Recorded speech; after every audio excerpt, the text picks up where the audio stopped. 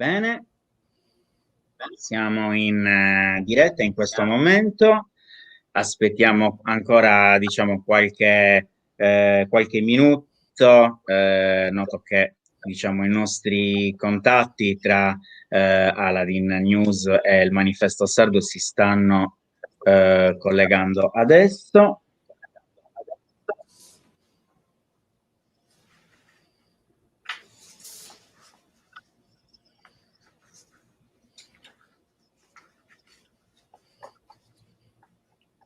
Il sindaco di Nuoro è atteso ancora.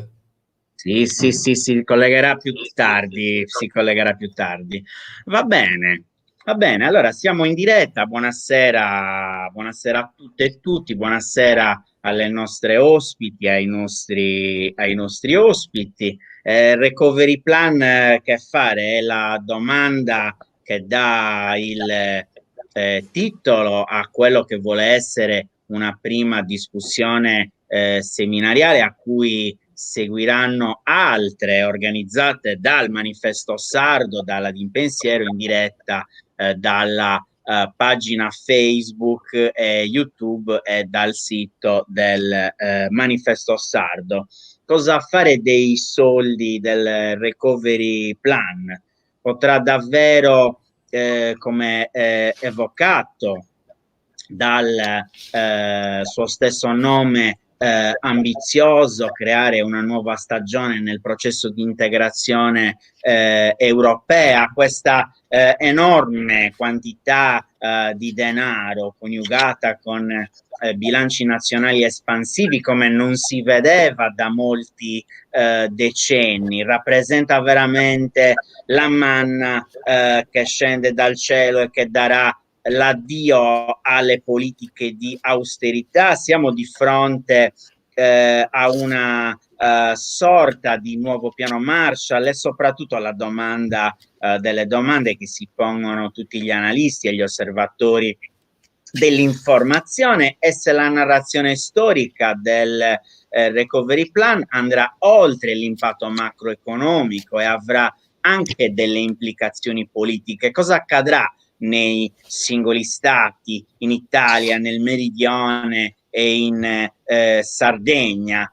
Se sono le diseguaglianze il punto sul quale essere attenti, non possiamo certo dimenticare che l'Italia è entrata nella pandemia già con una economia barcollante tra stagnazione e recessione e con un quadro di finanza pubblica incompatibile con le regole europee, tra l'altro aggravato ulteriormente dalle regole europee e dalla stessa crisi pandemica. Se non parliamo di un vecchio fantasma del passato, cosa accadrà quando ritorneranno le regole del fiscal compact?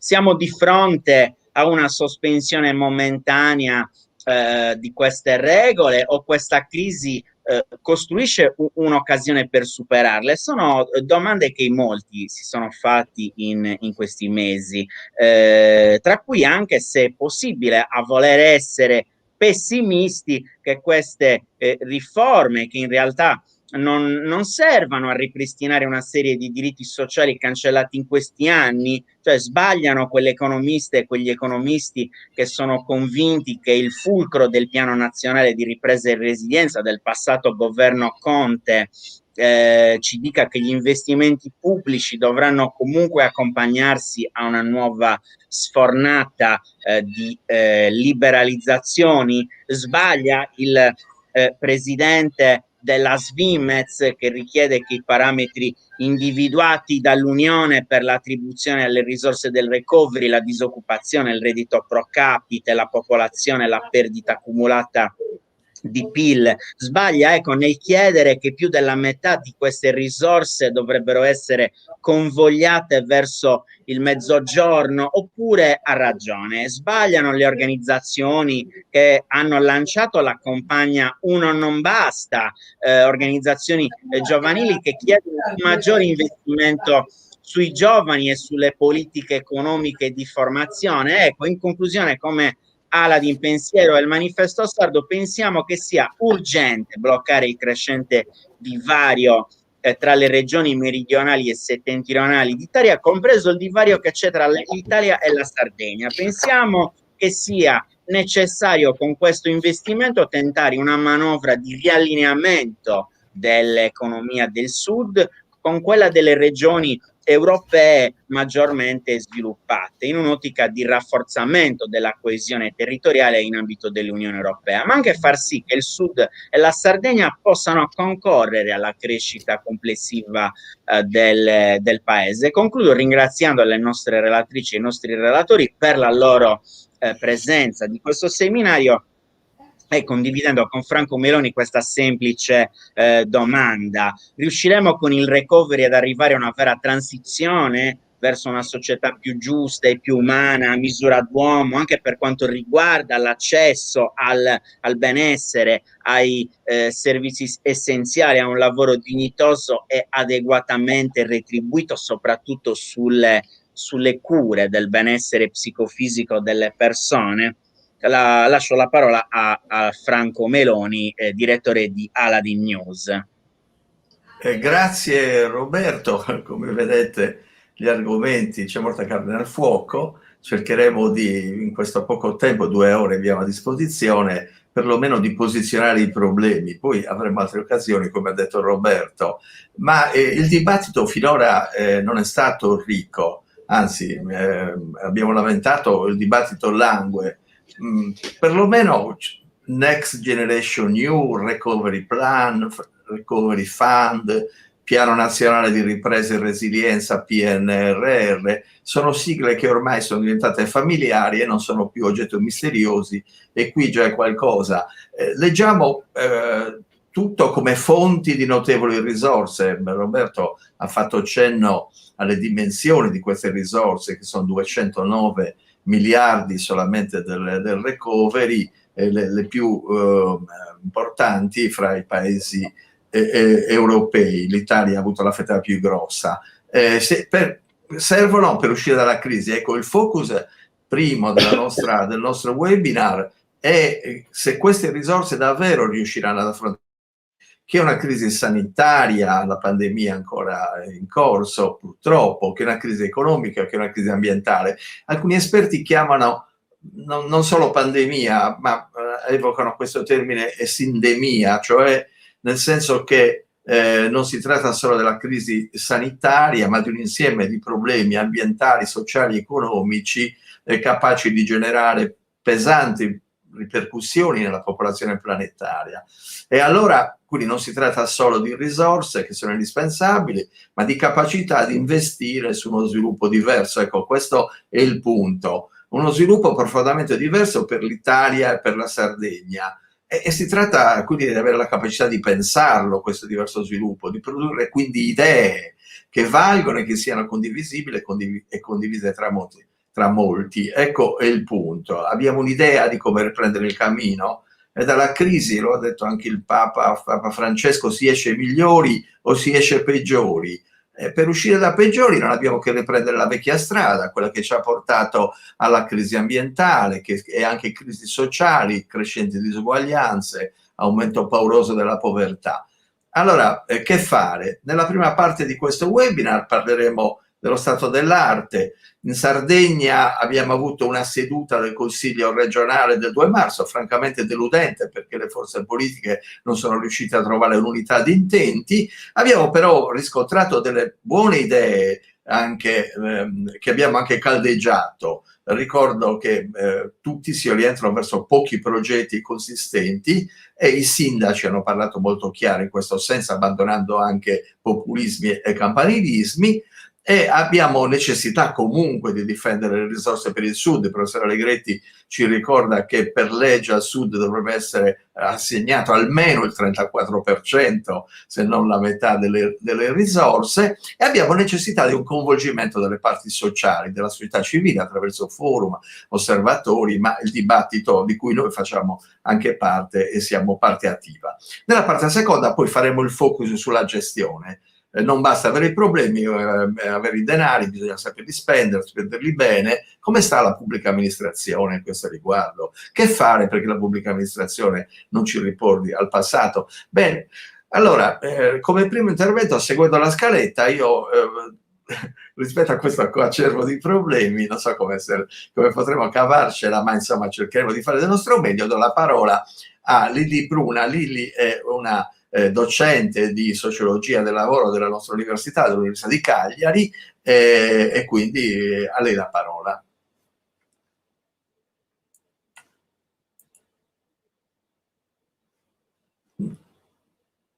Non ti sentiamo. Grazie, avevo attivato adesso il microfono. Grazie, buonasera a tutti e a tutte, grazie per l'invito. I temi che avete posto e che sono quelli da porre sono tanti e complicati. Io mi limiterò semplicemente a fare alcuni ragionamenti abbastanza generali, perché lascio poi agli altri diversi approfondimenti da diversi punti di vista. Io credo che si possa dire che insomma questa è la fase più complicata, più difficile, anche più drammatica della storia recente dell'Italia e anche della Sardegna.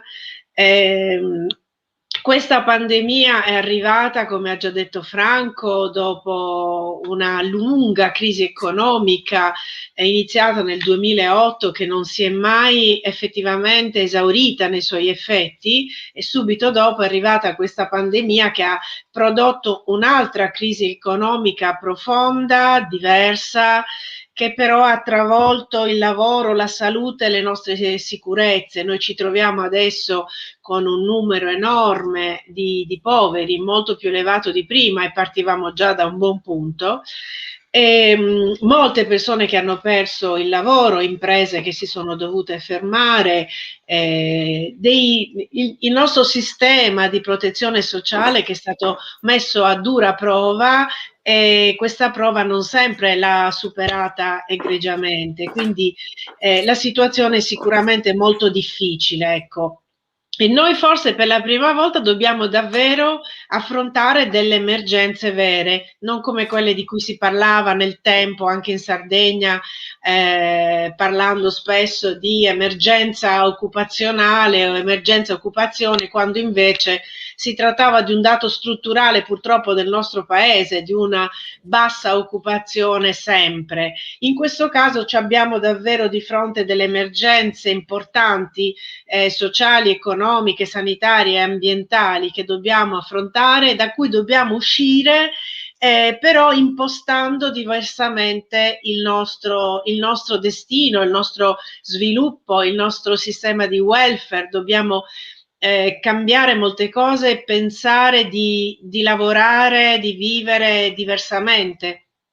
Ecco, a fronte di questa situazione così complessa, pensando alla Sardegna, come dovrebbero essere utilizzate queste ingenti risorse che arriveranno dal Piano Nazionale di Ripresa e Resilienza? In Sardegna non si sa ancora, non lo sanno, il governo regionale non lo sa. Ha riunito il presidente, si è presentato in Consiglio regionale 2 giorni fa, proponendo di costituire un gruppo di esperti, adesso il 5 maggio, un gruppo di esperti, quando ormai sappiamo che tra l'altro il tempo è poco. Sappiamo anche che tutte questi processi complicati, seri, di riflessione e di programmazione di interventi per un futuro diverso dell'Italia e della Sardegna sono iniziati da molto tempo, da molti mesi. Quindi c'è da chiedersi che cosa abbiano fatto il governo regionale, tutto il Consiglio regionale, maggioranza e opposizione in questi mesi. Quando ripensiamo, insomma, alle discussioni quest'estate sulle discoteche, francamente viene un po' da piangere. Viene da avere paura, a me perlomeno la paura è venuta, quando ho letto che ieri il presidente Solinas, o 2 giorni fa, in Consiglio ha informato di avere trasmesso alle strutture competenti, che non ha saputo citare perché probabilmente non sa quali sono, oltre 200 progetti frutto di un patrimonio stratificato nel tempo di interventi. A me sono venuti i brividi, perché significa che hanno aperto i cassetti, hanno tirato fuori progetti che nulla hanno a che vedere con le risposte da dare ad una situazione inedita come questa, così grave e così complicata. Noi certamente non possiamo non tenere conto del fatto che la Sardegna ha una lunga esperienza di programmazione di spesa dei fondi europei. La Sardegna è rimasta per 18 anni, se non sbaglio, nell'obiettivo 1 della politica regionale europea, e in questi 18 anni, stando nell'obiettivo 1, riceveva ingenti risorse dall'Unione Europea per cercare di recuperare i ritardi infrastrutturali, materiali e immateriali che ne limitavano lo sviluppo, insieme a quello delle altre regioni appunto meno sviluppate. E noi questi ritardi, nonostante 18 anni all'interno dell'obiettivo 1, non siamo mai riusciti effettivamente a recuperarli. Abbiamo sempre continuato a rincorrere i nostri ritardi, tant'è che Solinas ieri o avantieri nel suo discorso fa riferimento a questi fondi del Piano Nazionale di Ripresa e Resilienza anche per il completamento di opere infrastrutturali importanti che chissà da quanto tempo aspetteranno di essere completate. E questo primo ritardo grosso che persiste nella riflessione è proprio il ritardo della riflessione politica e della programmazione degli interventi nella nostra regione. Noi da questa lunga esperienza di programmazione dei fondi europei in Sardegna abbiamo imparato molto, abbiamo anche realizzato interventi molto utili, ma soprattutto credo ci abbia insegnato o avrebbe dovuto insegnarci che ciò che conta di più e che scarseggia di più sono le idee, più che i soldi, che non sono mai mancati o comunque ne sono sempre arrivati molti. E queste idee non possono nascere sempre guardandoci i piedi, ma guardando avanti, né possono nascere soltanto guardando dal basso, perché occorre anche uno sguardo alto sui problemi. E c'è sempre però una sproporzione enorme tra l'enfasi che viene posta sull'entità delle risorse che arrivano e l'impegno che viene messo, il lavoro che viene fatto per impostarne l'utilizzazione di queste risorse. Si parla tanto di questi soldi ed una delle cose di cui si parla di più, di queste grandi quantità di denaro, e poco si dice, soprattutto in Sardegna dove non si dice assolutamente niente, su come spenderli per andare oltre la situazione in cui siamo, non per proseguire, come diceva giustamente Franco Meloni, sulla stessa strada.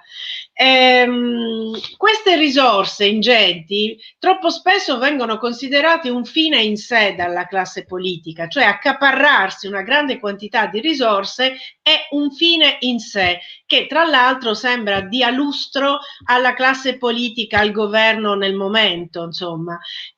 Quindi se quello è il fine, è chiaro che poi gli obiettivi reali perdono rilevanza e vengono trascurati.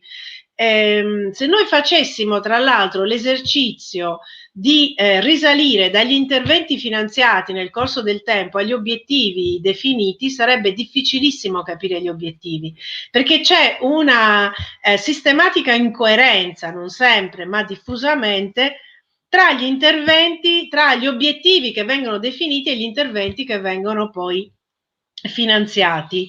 E c'è anche una scarsa corrispondenza tra i problemi che in Sardegna sono oggetto di lamentazione, proprio lamenti, non preoccupazione vera, di lamentazione, come per esempio la denatalità, lo spopolamento, l'emigrazione giovanile, le disuguaglianze di genere, la disoccupazione dei giovani e la scarsa e brutta occupazione per i giovani. Ecco, tutti questi temi di cui occasionalmente ci si lamenta trovano debolissimo riscontro poi nella progettazione di interventi, quindi chissà come andrà questa volta. Chiudo con un accenno al fatto che in questo momento la regione Sardegna, anche in Italia, anche altre regioni, si trova in un intreccio di programmazioni di fondi complicato peraltro, quindi spero bene che ci sia un lavoro che noi non vediamo, ma che va avanti in maniera seria rispetto a questo, perché si chiude la politica di coesione 2014-2020, dalla quale tra l'altro risulta che la spesa non è intera, non è stata fatta per intero, inizia un'altra programmazione, poi arrivano queste risorse del PNRR, in Sardegna arriveranno anche le risorse del Just Transition Fund, e anche su queste non si sa assolutamente nulla di come verranno spese. Bene, Chiudo grazie. Grazie Lilli, anche perché sei stata nei tempi. Adesso do la parola a Umberto Allegretti, brevissima presentazione. Il professor Umberto Allegretti è professore emerito dell'Università di Firenze, professore di diritto pubblico, ma ha insegnato molti anni anche all'Università di Cagliari, e poi io cagliaritano, con noi conta. Allora, Umberto, a te la parola. Sì, ma questo seminario mi pare in notevole continuità con quello che abbiamo fatto il 19 febbraio. Alcune delle persone erano coincidenti, lì c'era il sindaco di Nuoro, Andrea Soddu, che spero ci raggiunga oggi. In ogni caso è chiaro che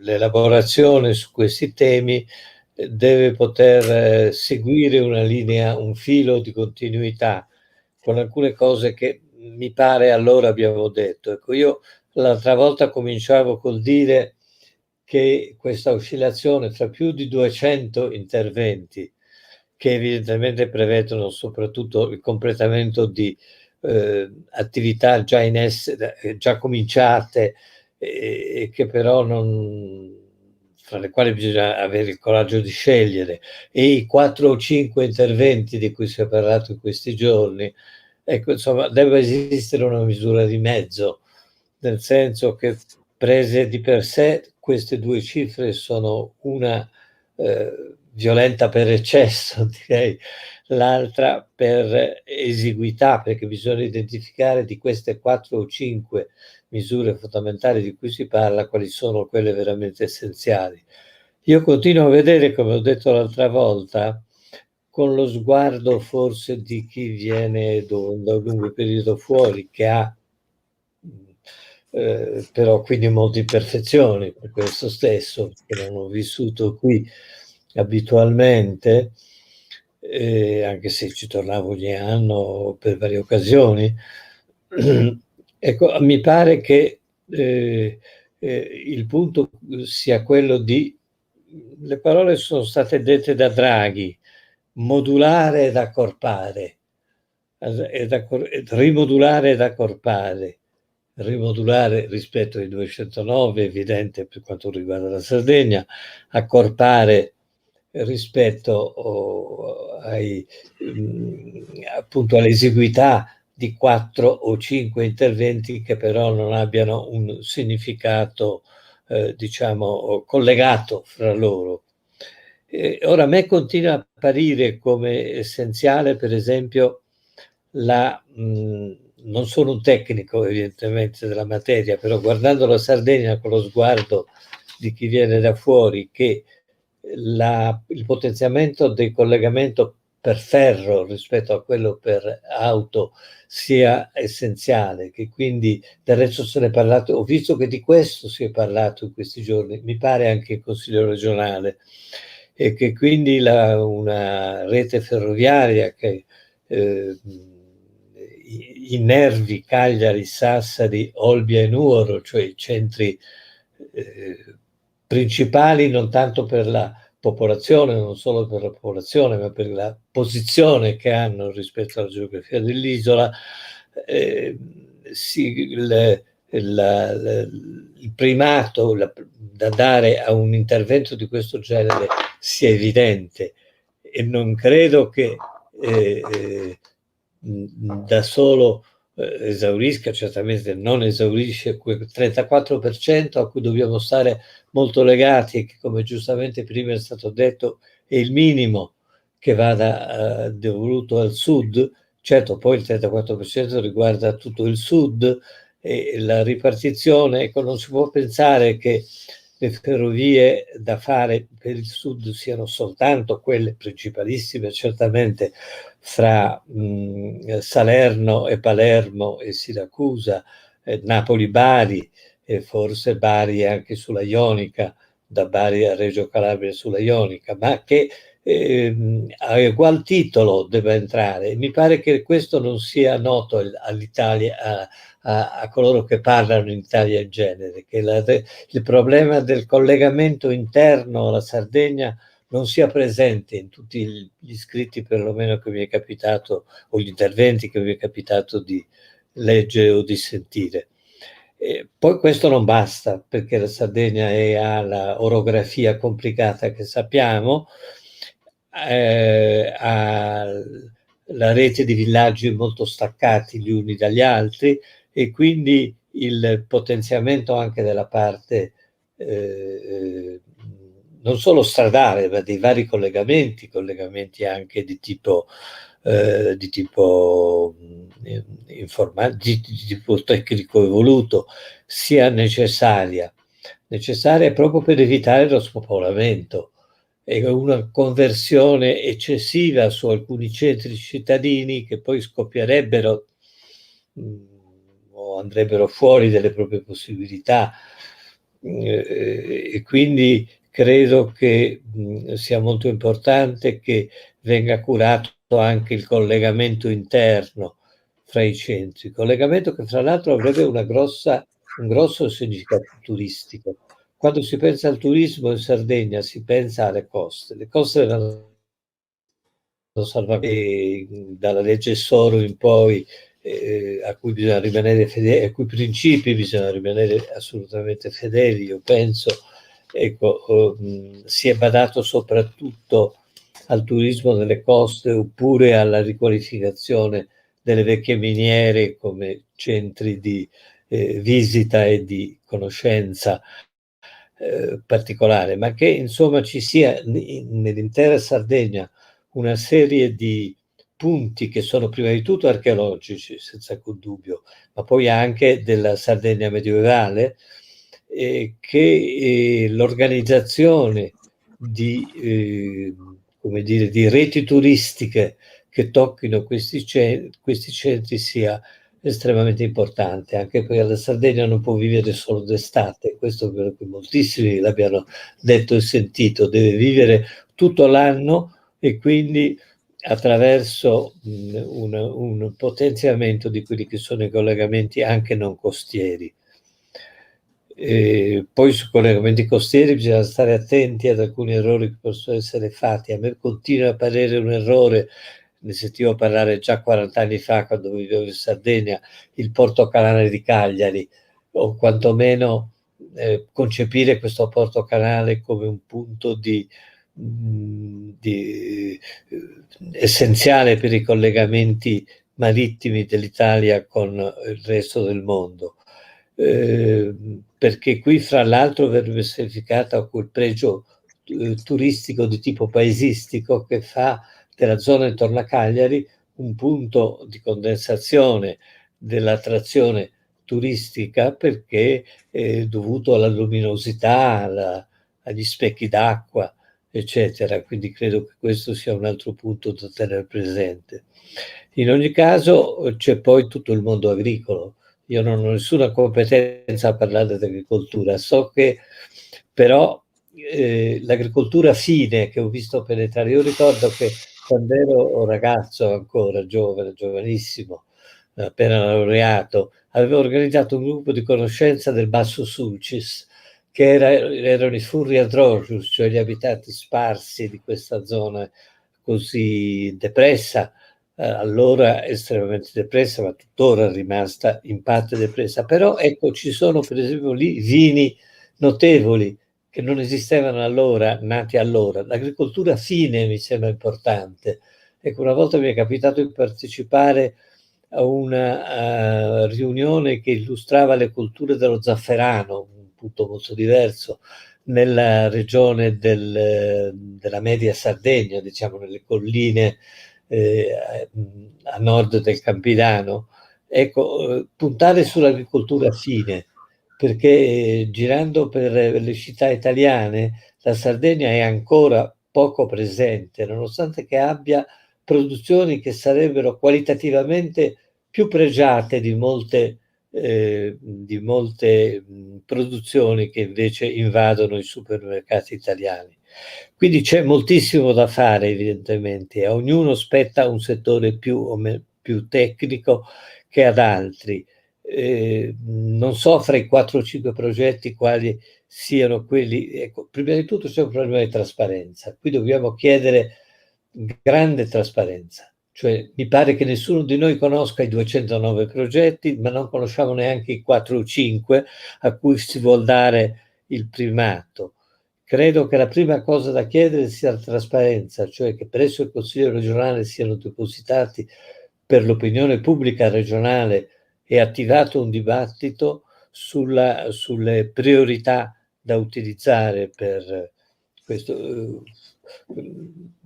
Noi abbiamo alle spalle dei grossi fallimenti, ricordiamo il fallimento per esempio dell'impianto della petrolchimica in Sardegna, quindi è evidente che si possono fare molti errori in questo campo se si proiettano sulla Sardegna cose che non hanno la base nel substrato culturale ed economico dell'isola. E quindi credo che noi dobbiamo insistere sul fatto che quando si parla di identità sarda io sono poco d'accordo sull'identità di popolo come tale, ma sull'identità di una terra che ha e pone problemi particolari credo che si debba essere d'accordo. E allora su tutto questo bisognerà riuscire a portare un dibattito che, come sappiamo, deve essere compiuto in questi mesi, perché poi ad aprile il governo dovrà portare i progetti all'Europa e su questi progetti non bisogna essere generici, bisogna che ci siano ormai finalizzazioni molto determinate. Qui si entra poi nell'altro problema che, se ho capito bene, sarà la seconda parte di questo seminario, che è quello della gestione, ma questo lo lascio per ora da parte, casomai mi capiterà qualche osservazione dopo. Ecco, intanto l'identificazione delle priorità di tipo qualitativo mi sembra che sia estremamente importante. Grazie Umberto. Allora la parola adesso alla dottoressa Graziella Pisu, che oltre ad essere esperta della gestione di fondi europei è stata andata recentemente in pensione, è stata direttore del Centro Regionale di Programmazione. Graziella, apri il microfono e puoi intervenire.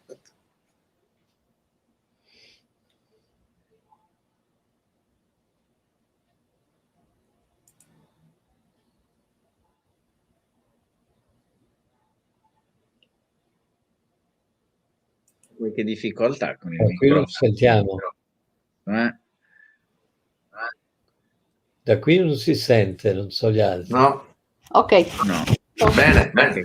Ok, grazie. Ok. Va bene. Dunque, innanzitutto ringrazio Roberto, Franco per aver organizzato questa occasione di confronto. Non è un ringraziamento generico, però è un confronto che sopperisce in parte al totale silenzio istituzionale a livello regionale, silenzio davvero imbarazzante, non c'è nessun dibattito su questa programmazione. E quindi questo ci consente anche di fare massa critica nel dibattito che alcune comunità locali stanno portando avanti, come il territorio del Nuorese. Insomma, ho partecipato all'altro webinar, quindi adesso c'è il sindaco che forse ne parlerà. Allora, in questa fase diciamo che l'insorgere della pandemia ha cambiato le prospettive economiche e sociali e di bilancio nell'Unione Europea e nel mondo. E noi non apriamo nessun dibattito. L'avete detto, è stato messo a punto un quadro finanziario rafforzato, quindi un piano finanziario straordinario che per affrontare non soltanto le conseguenze e gli effetti negativi della crisi pandemica, ma anche per gettare le basi per un'Europa più moderna e sostenibile. E devo dire che con questa crisi, la crisi pandemica ha anche messo in luce l'importanza delle riforme e degli investimenti nella sanità. Quindi resilienza economica, sociale e istituzionale. Sappiamo qual è il quadro finanziario, l'Europa complessivamente ha stanziato 1.824 miliardi, insomma, con un quadro finanziario di 1.074 e 750 di miliardi. Ma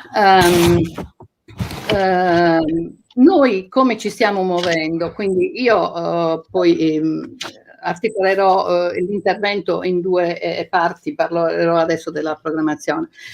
Adesso noi di fronte a queste consistenti risorse e alla problematica, perché qualcuno l'ha detto, capacità di spesa che si registra in Italia e anche in Sardegna con i fondi comunitari, quindi emerge questa preoccupazione nell'opinione pubblica.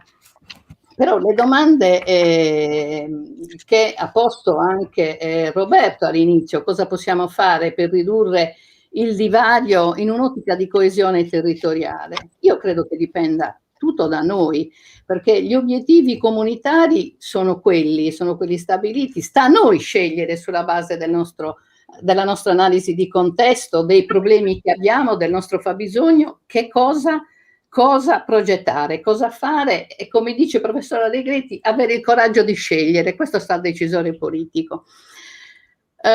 Comunque, riprendendo in qualche modo questo schema, per cercare di schematizzare, perché poi mi porta spesso molto lontano da una parte e dall'altra, quali sono i fattori di criticità che hanno influito sulla performance complessiva delle strutture preposte alla gestione dei fondi? Io li individuo in tre tematiche.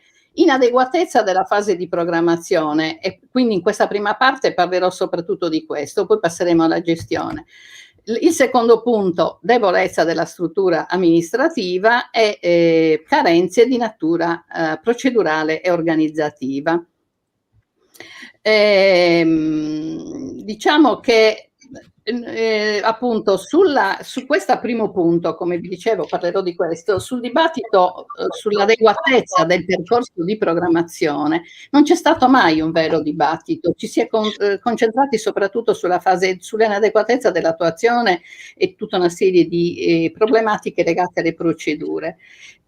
Secondo me non è stato preso in considerazione il fattore tempo, ma secondo me questo è il vero problema, il nodo su cui dobbiamo lavorare parecchio. Quindi quando parlo di inadeguatezza della fase di programmazione non mi riferisco alla inadeguatezza dei contenuti, dei programmi di sviluppo in generale, mi riferisco alla mancanza spesso di tutte, anzi quasi sempre, di tutte quelle attività che andrebbero fatte preliminarmente all'elaborazione dei singoli programmi operativi.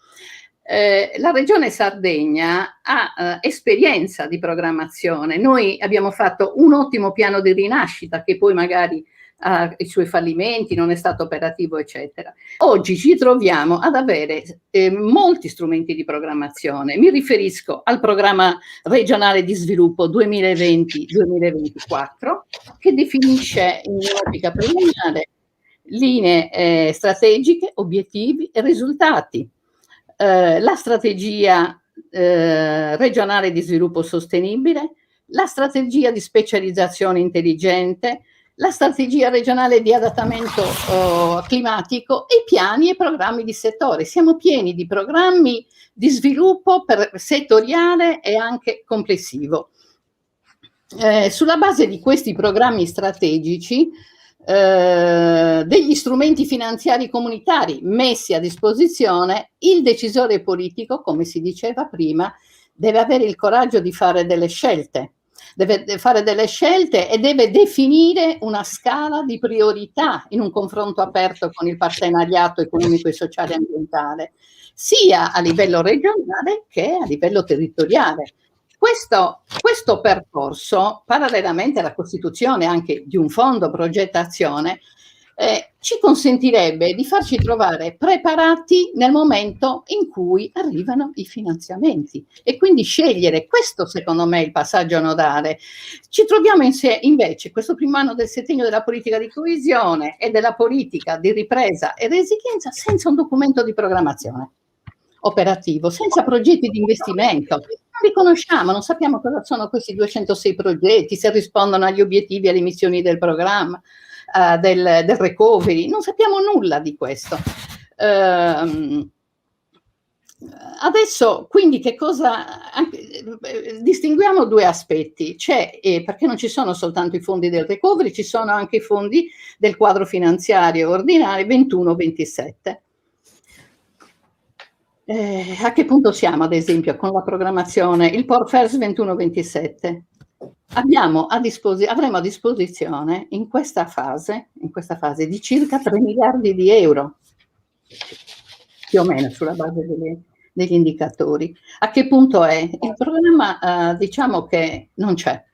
È stato fatto l'altro giorno, c'è stato un confronto con il partenariato allargato all'interno del centro di programmazione e sono stati organizzati dei tavoli di confronto con il partenariato, tavoli di confronto che avremmo dovuto fare già un anno fa, perché comunque gli obiettivi li conoscevamo già da allora e quindi oggi avremmo potuto avere una bozza che poteva essere discussa. C'è qualcosa? No, vai avanti. Sì. Per iniziare il confronto, diciamo, definito, per iniziare il confronto con lo Stato o con la Commissione europea. Diciamo che il Fondo Sociale ha iniziato questa fase, però noi non ci sono più, per il PORFES invece questa fase non è assolutamente iniziata. In merito alla programmazione straordinaria del Recovery Plan, la ripartizione tra regioni è ancora in discussione e non so come, sulla base di quali parametri verrà determinata, insomma, però noi non è che dobbiamo aspettare che ci arrivino i fondi ed impostare la programmazione. Noi, come dicevo prima, abbiamo un programma regionale di sviluppo, scegliamo, definiamo un ordine di priorità e iniziamo a lavorare su questo, perché sappiamo che le procedure sono molto lunghe. Tutto questo perché ci hanno dato anche delle possibilità, infatti lo Stato ha iniziato lo scorso agosto e anche la conferenza delle regioni il 6 agosto del 2020 hanno deciso di organizzare un confronto per iniziare a recuperare, diciamo, quindi stabilire un gruppo di lavoro interregionale, quindi stiamo parlando di agosto 2020, un gruppo di lavoro interregionale per organizzare il piano nazionale per la ripresa e la resilienza. Il presidente della giunta l'altro giorno in consiglio, perché poi l'ho seguito un po' in diretta, quindi solo nel mese di novembre e a distanza di, dice che l'ha ricevuto il 21 e ha spedito il 24, ha raccolto presso gli assessorati questa lista di progetti estratti da cassetti degli assessorati, il centro di programmazione che ha una funzione di ufficio studi e che ha le capacità professionali per poter intervenire e riportare, diciamo, a strategia tutti i progetti che sono arrivati, ha dovuto semplicemente inviare una lista della spesa come era arrivata, inviarlo in presidenza affinché poi la mandassero alla conferenza delle regioni. Sì, il presidente, non so se lo sapesse questo, l'altro giorno non l'ha definito Lilli, sì, ha detto l'abbiamo mandato, insomma, comunque l'avrebbe dovuto mandare alla conferenza delle regioni. Ma per capire l'incapacità di direzione collegiale di questa giunta, segnalo che l'assessorato dell'ambiente invece il 30 settembre 2020 ha presentato al Ministero dell'Ambiente, non so perché l'abbiamo mandati lì, e non alla conferenza delle regioni, un pacchetto di interventi infrastrutturali relativi alla mitigazione del rischio idrogeologico da inserire nel piano nazionale di ripresa e resilienza.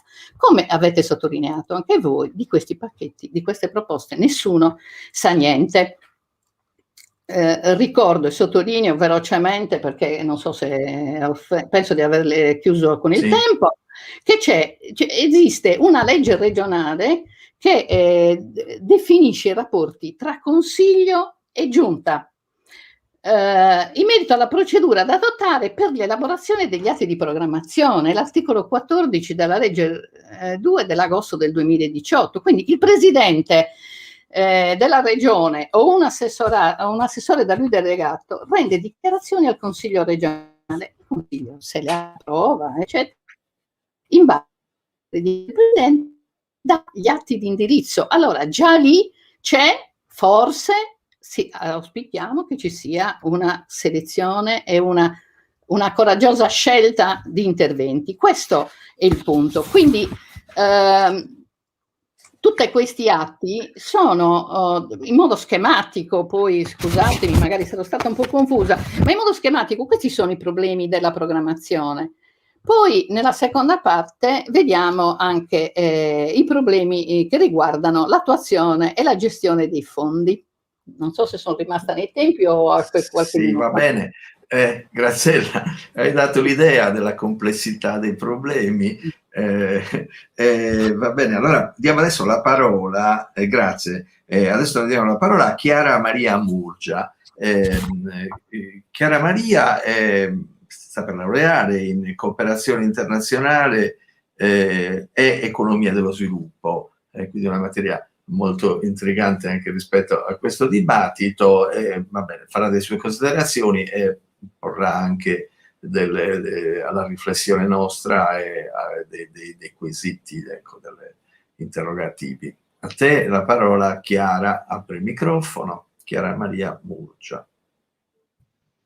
Sì, buonasera a tutte le persone che ci ascoltano. Ci tengo a ringraziare Roberto e Franco Menoni per avermi invitata a parlare di questione giovanile in merito al Next Generation EU, e li ringrazio soprattutto perché hanno a quanto pare valutato importante parlare di giovani e di ripartenza. Nel precedente intervento Graziella Pisu ha detto una cosa molto semplice e incisiva, ovvero l'Europa ci ha detto cosa dobbiamo fare, è chiaro ormai cosa si deve fare, sta a noi scegliere come farlo. Ecco, l'Europa non è stata abbastanza esplicita nel dire che il recovery, così come il Next Generation, mirano a creare un'Europa verde, digitale, resilienze, che guardi al futuro. E il futuro di un paese, il futuro dell'Europa sono proprio le nuove generazioni. Quindi questo era ciò che si doveva fare. Cosa si è scelto di fare?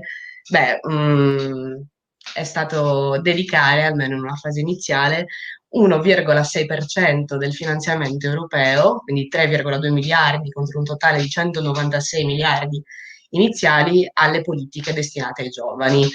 La bozza del PNRR del dicembre 2020 rappresenta la cristallizzazione di quello che da parte delle nuove generazioni, me comprese, è stato vissuto come un vero e proprio voltafaccia della classe politica nei confronti di noi giovani. Infatti la politica sceglie ancora una volta di non investire, di non credere in noi, di non investire nelle nuove generazioni. E se la scelta del governo si è inizialmente dimostrata cieca rispetto al problema dell'equità intergenerazionale, una nota positiva è rappresentata dal fatto che la questione giovanile in Italia ha acquisito maggiore visibilità. Infatti è proprio a partire da dicembre, da quando è stata pubblicata la prima bozza, che sono nate una serie di iniziative, di campagne portate avanti da migliaia di cittadine e cittadini giovani del nostro paese, aventi un solo obiettivo, quello di sollecitare la politica a compiere un'inversione di rotta nell'approccio verso il futuro della nostra Repubblica, che appunto sono i giovani. Ora, diciamo che in questo intervento proverò a rispondere ad una domanda, ovvero perché ci interessa parlare di giovani e Recovery Fund? O meglio, la domanda dovrebbe essere perché non dovrebbe interessarci? Ho individuato 3 ragioni principali, il cui comune denominatore è proprio il fatto che i giovani sono e devono essere il presupposto e la priorità assoluta del Next Generation EU. Innanzitutto ci interessa parlare di giovani oggi perché sono i giovani a dover ripagare queste risorse. Sono i giovani che stanno già pagando e che pagheranno il prezzo più alto della crisi sociale e economica causata dalla pandemia. Sono i giovani e anche le donne, ecco, c'è da dire anche questo. Beh, i 200 miliardi di euro di finanziamenti previsti per l'Italia nell'ambito del Next Generation sono, come sappiamo bene, in parte a fondo perduto, in parte invece sono risorse da attingere a debito. Ora, è importante sottolineare che l'Italia ha già scelto di destinare il 95% delle sovvenzioni a fondo perduto per coprire appunto a copertura di politiche e progetti già in essere. Va da sé che se la stragrande maggioranza di queste risorse vengono attinte a debito e quindi significa tutto ciò che i benefici ma anche gli oneri appunto di questi finanziamenti ricadranno principalmente sulle generazioni più giovani. Queste ultime appunto sono la categoria più colpita dalla crisi economica e sociale causata dalla pandemia, come dicevo, e la pandemia appunto non ha fatto altro però che acuire problemi che esistevano sicuramente prima del Covid, come ad esempio il divario intergenerazionale, che è un concetto che a quanto pare sta assumendo sempre più importanza e visibilità. Infatti anche la Commissione europea nelle ultime linee guida pubblicate il 22 gennaio definisce. Cosa intendiamo quando parliamo di divario intergenerazionale? Intendiamo la distanza tra una generazione e l'altra rispetto alla capacità delle stesse di raggiungere autonomia e realizzazione a livello personale e professionale. Quindi, in altre parole, se un giovane di 20 anni del 2004 impiegava 10 anni per costruirsi una vita autonoma, anche emanciparsi rispetto alla famiglia, una persona come me, ad esempio, che ha intorno ai 20 anni nel 2021, ne impiegherà 18 di anni per fare questo passo, mentre nel 2030 questo ammonta, questo valore, a 28. Questo, in altre parole, significa che nel 2050, alla domanda quando diventate grandi, i ragazzi e le ragazze di 20 anni risponderanno: diventeremo grandi a 50 anni. Questo ultimo punto ci riporta alla seconda ragione per cui è necessario parlare di giovani e di Next Generation. Proprio il fatto che in Italia la questione giovanile è un tema rilevante, lo era appunto anche prima del Covid. In Italia si parla molto poco di giovani e quando sporadicamente lo si fa ci si rivolge a noi in maniera abbastanza superficiale. L'Italia viene spesso definita purtroppo un paese per vecchi, o anche meno male, insomma non è un problema il fatto che ci siano anche i vecchi, anzi, o comunque non un paese attraente né per i suoi giovani cittadini e cittadine né per i nostri coetanei europei o provenienti da altri paesi. Ecco, basta guardare i dati sulla condizione giovanile in Italia per comprendere che queste non sono tanto ipotesi quanto realtà statisticamente rilevanti e per questo allarmanti.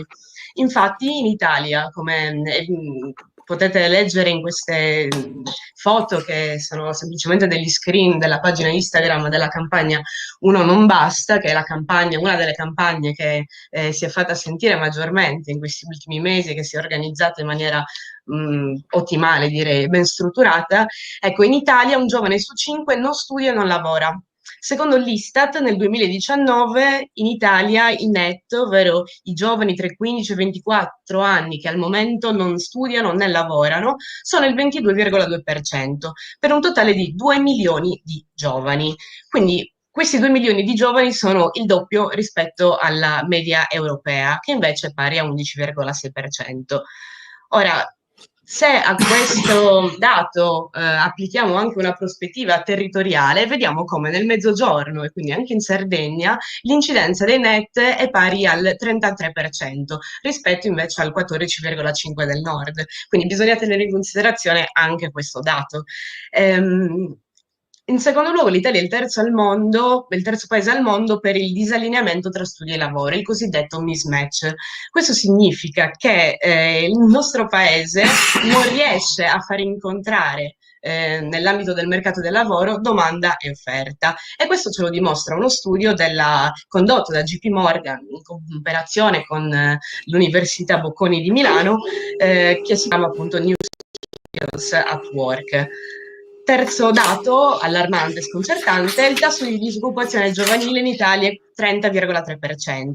Stando ai dati pubblicati dall'Istat, ad ottobre 2020 il tasso di disoccupazione tra i giovani è salito di 0,6 punti percentuali.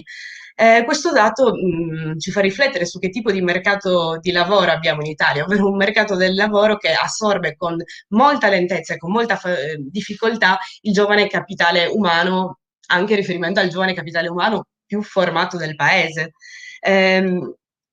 Infatti il tasso di mancata partecipazione poi raggiunge valori elevati e indica che dopo 1, 2, 3 anni dall'uscita degli studi, solo il 40% dei diplomati riesce a trovare lavoro. No, scusate, il 40% dei diplomati non è occupato, mentre il 27% dei laureati è nella stessa situazione. Parliamo anche un po' di Sardegna, qualche dato. In Sardegna, se la disoccupazione giovanile in Italia è del 30,3%, noi vantiamo il tristissimo primato nazionale. Infatti parliamo di un 45% di giovani disoccupati. Se trattiamo anche altri aspetti come il tasso di abbandono scolastico nella nostra isola, i dati Eurostat 2020 ci dicono che questo è pari al 21,1%, e a questo si aggiunge un altro problema molto importante che anche se indirettamente impatta i giovani, ovvero la povertà familiare. Stando appunto agli stessi dati dell'Istat, nel 2016 si trovavano, nel 2019 scusate, 94.000 famiglie sarde versavano in condizioni di estrema povertà. La terza ragione per cui ha senso ed è importante parlare di questione giovanile Next Generation è il fatto che mettere in relazione la questione giovanile, forse è nella prossima slide, dovrebbe essere proprio. Esatto, perché appunto mettere in relazione la questione giovanile con il PNRR significa riconoscere una volta per tutte che le politiche pubbliche di uno Stato non possono e non devono prescindere da una valutazione generazionale. Quindi se da una parte, come qualcuno già sottolineava, occorre allargare e ridefinire il tema delle politiche pubbliche anche per le nuove generazioni, intervenendo su problemi sistemici tutti italiani, dall'altra parte è necessario applicare una prospettiva generazionale anche a politiche che incidono, anche se in maniera indiretta, sulla condizione dei giovani, come ad esempio le politiche che andranno ad incidere sul costo del lavoro, la lotta al precariato, ma anche quelle che impattano poi il sistema pensionistico. Quindi il piano nazionale di ripartenza e resilienza, pensato dall'UE come piano strutturato in diversi pilastri, non può essere concepito come un insieme di blocchi autonomi indipendenti gli uni dagli altri, ma devono essere connessi tra loro. Quindi la riuscita del piano dipenderà soprattutto dall'organicità dello stesso e quindi dalla capacità dell'Italia di intervenire contemporaneamente su più aree. Attenzione, questo però non significa che quest'ultimo aspetto si debba declinare in una serie di pacchetti slegati, eterogenei, senza un'azione giovani univoca, mirata ed autonoma, che non significa appunto isolata, ma in altre parole significa dare alla questione giovanile dignità di missione a sé stante o addirittura di pilastro, cosa che poi è avvenuta e magari ne parleremo in seguito durante il mio secondo intervento. Grazie. Bene, grazie Chiara Maria. Adesso sarebbe molto da dire, evidentemente tutti terminano i loro interventi dicendo non facciamoci rimproverare dalle nuove generazioni, poi nei fatti invece c'è una penalizzazione. Adesso diamo la parola al sindaco di Nuoro, se è collegato, perché dovrebbe essere collegato, ma non lo vedo. È intervenuto nella chat. Il sindaco è collegato. No, il sindaco è collegato. Eccolo qui. Però non lo vediamo. Sì, adesso lo vediamo. Benissimo. Allora la parola al dottor Andrea Sod, che è sindaco di Nuoro, e ricordo che anche il presidente del Consiglio delle Autonomie Locali, quindi un po' rappresenta i sindaci. Devo dire che i sindaci sono stati evocati anche perché la loro scelta, che non è sospetta, ma era una scelta, diciamo, niente affatto populista, niente affatto campanilista, è stata portata come esempio per quanto riguarda la semplificazione degli interventi e la necessità di una selezione degli stessi. Va bene, la parola a Andrea Sotto. Buonasera a tutti, scusate il ritardo con cui sono intervenuto, però proprio oggi avevamo a Nuoro la visita del rettore dell'Università di Sassari che abbiamo organizzato anche per parlare del recovery, per cui cade a fagiolo la nostra discussione odierna di questo pomeriggio. Per cui, fatto il saluto a tutti e un ringraziamento in particolare agli organizzatori, entro subito in medias res per porre il punto di vista di un sindaco e in generale delle autonomie locali sul recovery. C'è un grande dibattito, come abbiamo visto, sull'utilizzo di queste risorse, sulla loro programmazione e sul ruolo che le comunità territoriali rappresentate dalle autonomie locali possono svolgere per il futuro del Paese nella programmazione e nella gestione delle risorse del recovery.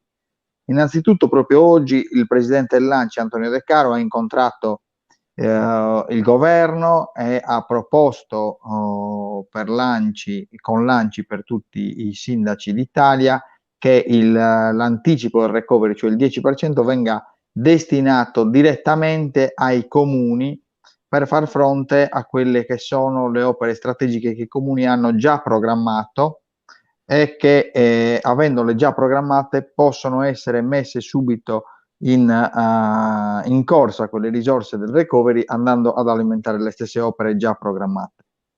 Però qua c'è un problema che io voglio discutere con molta serenità con tutti, che è un problema di carattere nazionale più che regionale. E il problema è questo: la pubblica amministrazione, per come è organizzata, oppure per come è disorganizzata, non ha la capacità in questo momento di poter né programmare né spendere le risorse del recovery. Ci dobbiamo intendere molto chiaramente su questo. Il recovery ha un tempo di programmazione, un tempo di impegno e un tempo di spesa. Questi tempi sono dei tempi comunitari e i tempi del codice dei contratti, del testo unico degli enti locali, delle leggi sul procedimento amministrativo non sono compatibili. Cioè, queste risorse, seppure dovessero arrivare, noi non saremmo in grado di spenderle. Questo ce lo dobbiamo ben mettere in testa. E non solo non siamo in grado di spenderle, ma in questo momento, visto che la politica, come ha denunciato la dottoressa Pisu, che conosce bene più di tutti noi la macchina amministrativa anche regionale, in questo momento la politica non è in grado di programmare efficacemente le risorse e non c'è nessun dibattito a livello, per rimanere nella nostra regione, a livello regionale per programmare insieme le risorse. Se questo doveva essere un piano di rinascita, è ben lontano da esserlo rispetto al modello che noi abbiamo conosciuto negli anni 50-60, allorquando ci furono dei movimenti di popolo della classe dirigente in tutti i suoi aspetti: politica, sindacale, confederale, industriale, artigianale, per stabilire come avrebbero dovuto essere impiegate le risorse. Qui siamo in presenza invece di progetti che avanzano dai cassetti dei funzionari della regione o dei funzionari pubblici qualsiasi, che li prospettano la politica, che non li discute neanche, e questi progetti vengono spediti direttamente alla conferenza Stato-Regioni e quindi alla Comunità Europea perché vengano approvati. Ma evidentemente non c'è nulla di strategico, non si tratta di decisioni politiche, non si tratta di decisioni condivise, non si tratta di strategie per il futuro. In più, seppure queste risorse dovessero arrivare per alimentare quei progetti, non saremmo in grado di spenderli, perché il tempo medio per arrivare dal momento in cui si hanno le risorse al momento in cui c'è una obbligazione giuridicamente vincolante per qualsiasi gara d'appalto che superi un certo importo, mettiamo per una gara da 10 milioni, ci vogliono 48 mesi. Quindi stiamo parlando che siamo nel 2021, a fine 2021 potremmo avere la possibilità di fare le gare, sto facendo delle ipotesi, tra gara di progettazione preliminare, gara di progettazione definitiva, esecutiva, direzione dei lavori, arriviamo a 48 mesi. Questi 48 mesi stiamo parlando del 2025 e tendenzialmente tra una cosa e l'altra, salvo ricorso al TAR o al Consiglio di Stato che allungherebbero i tempi, non saremmo in grado di spendere queste risorse. Per cui la richiesta che noi avanziamo è questa: cerchiamo di fare col recovery, ne abbiamo già parlato al seminario di venerdì scorso anche con il professor Allegretti presente, cerchiamo di fare con il recovery non poche o molte opere che tiriamo fuori dai cassetti, che invece potremo finanziare dai fondi strutturali 2021-2027, dalla Cassa Depositi e Prestiti, dagli avanzi amministrazione o da altre cose. Cerchiamo di fare delle opere che siano necessarie, fondamentali per lo sviluppo dei territori o per la Sardegna, della Sardegna, che devono essere poche ma strategiche.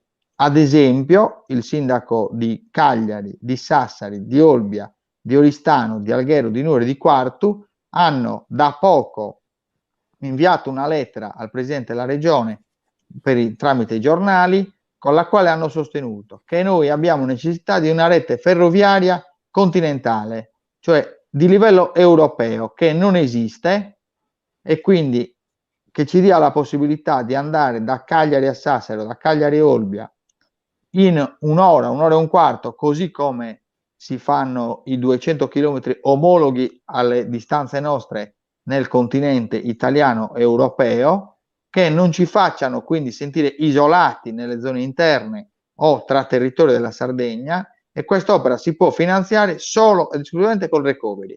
Non andiamo con il recovery a fare la piazza di Pompu o di Nuoro o di Cagliari o di Sassari o di Oristano o di San Teodoro. Noi dobbiamo fare delle opere strategiche che rimangano indelebili nello sviluppo della Sardegna. Queste opere sono poche, ma come si dice, poche ma buone, e oltre a quelle di connessione che in massima parte sono rappresentate dall'intervento sulla rete ferroviaria, che potrebbe essere alimentata a idrogeno, quindi senza necessità di elettrificazione, prodotto da idrolisi secondo quegli schemi sperimentali che si sono già sperimentati, scusate la ripetizione, in Germania, in Lombardia e in altre zone del mondo, e che hanno avuto successo, idrolisi tramite l'utilizzo della energia alternativa fotovoltaica prodotta già in Sardegna in abbondanza rispetto al fabbisogno. Gli altri settori di investimento necessari sono l'istruzione, e l'amica che mi ha preceduto ha ricordato quello che è il gap di conoscenza, di istruzione e di formazione nella nostra isola, e la sanità. Perché mi soffermo su questi tre temi? Il primo è ovvio: noi abitiamo in Europa, in Italia, ma siamo in condizioni infrastrutturali enormemente inferiori rispetto a tutto il resto del continente. Il fatto di non avere una ferrovia significa essere fuori dal mondo nel nostro territorio. Significa che per andare da Olbia a Cagliari ci si mettono 4 ore, significa che per andare da Cagliari a Sassari ci si mettono oltre 2 ore e mezza in auto e 4 ore e mezza in treno. Sono tempi incompatibili con la modernità, che ci fanno sentire nel terzo mondo. Noi dobbiamo investire su questo per non far sentire indietro nessun territorio, secondo quello che è il principio di coesione, che è fondativo dell'Unione Europea, che è il principio che i nostri padri fondatori dell'Unione Europea hanno messo a base dello sviluppo comune e del processo di unificazione. È per questo quindi che dobbiamo sfruttare quei fondi. Inoltre dovremo sfruttare i fondi per il gap incredibile che c'è tra la Sardegna e i paesi OCSE in campo di istruzione, di percentuali di persone laureate, di percentuali di persone in abbandono scolastico, che è enormemente... Scusate un attimo.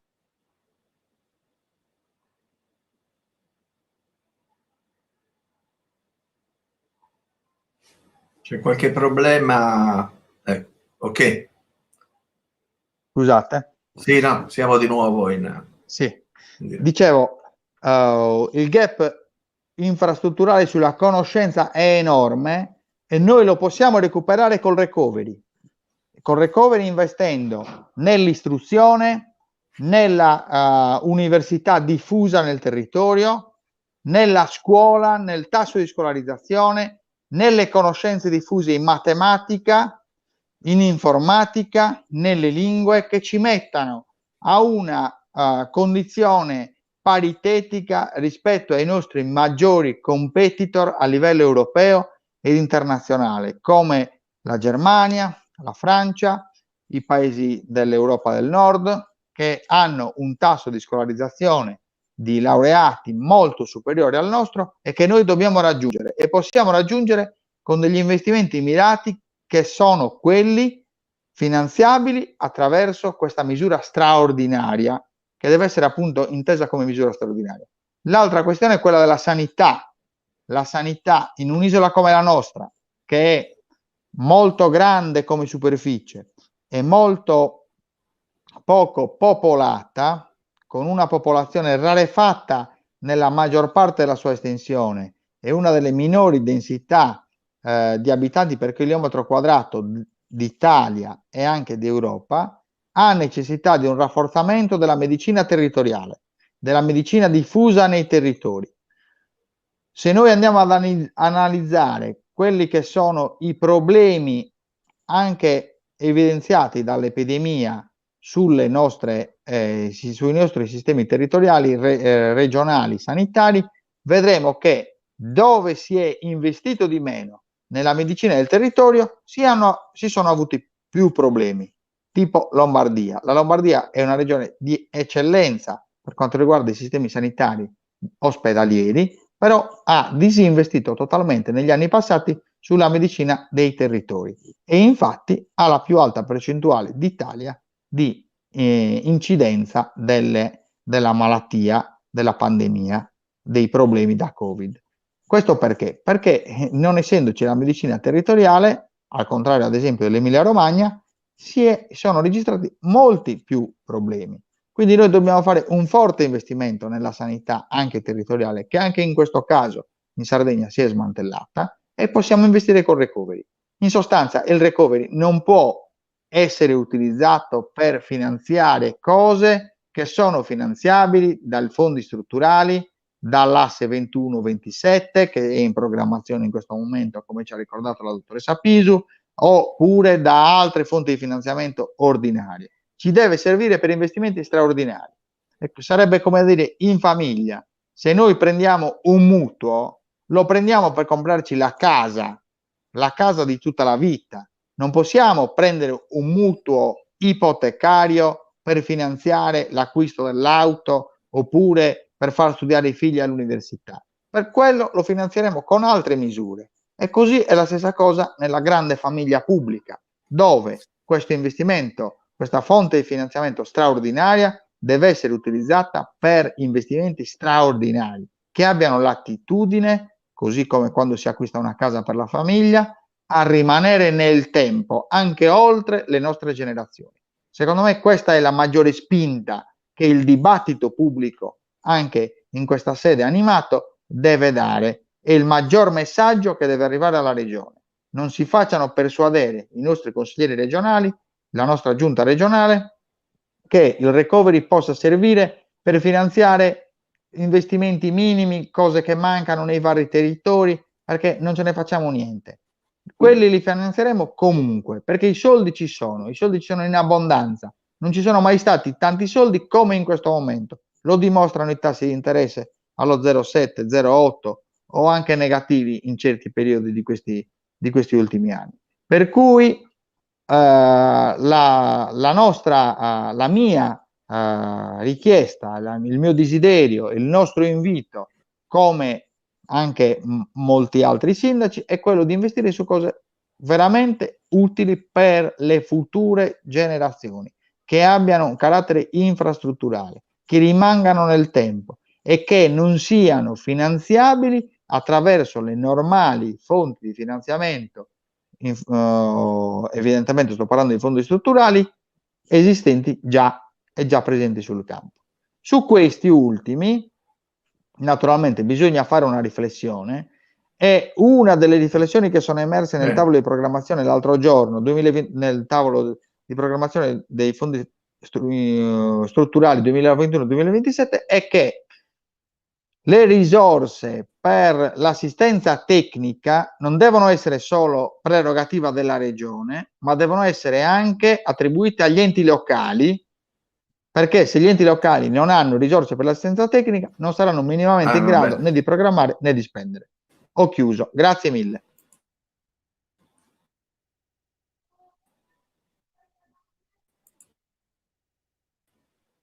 Franco? Franco, sì, ora ti sentiamo. È mancata la linea, ma penso che il sindaco c'è un problema di linea. Ecco, adesso abbiamo riacquistato. Credo che il sindaco avesse praticamente concluso. Vero, Roberto, mi senti? Sì, ti sento benissimo, Franco, e avevi tu solo un piccolo problema di linea. Una crisi di... Ah, benissimo. Io... Va bene, allora Franco, grazie sindaco. Per passare la linea a un professore universitario, sì, per passare la linea a un professore universitario, il professor Alessandro Spano, stamattina sul Sole...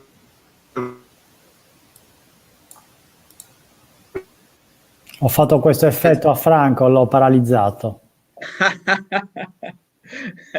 Va bene, allora Alessandro, in attesa che Franco si risblocchi ti do la parola io, va bene? Va bene, allora cercherò di stare nei 7 minuti che mi sono stati assegnati perché l'ora è tarda. Non so se continuo, se vogliamo aspettare Franco. No, inizia. Vabbè, allora vi ringrazio Roberto, Franco e tutti gli altri relatori, con molti di quali ci conosciamo da tanto tempo. Uno degli svantaggi di intervenire per ultimo è che molte cose sono state già dette, quindi non vorrei ripetere. Ma non sono collegato. Vado? Sì, prego, certo. Ok, allora io ho alcune idee che mi sono chiarito in questi ultimi tempi.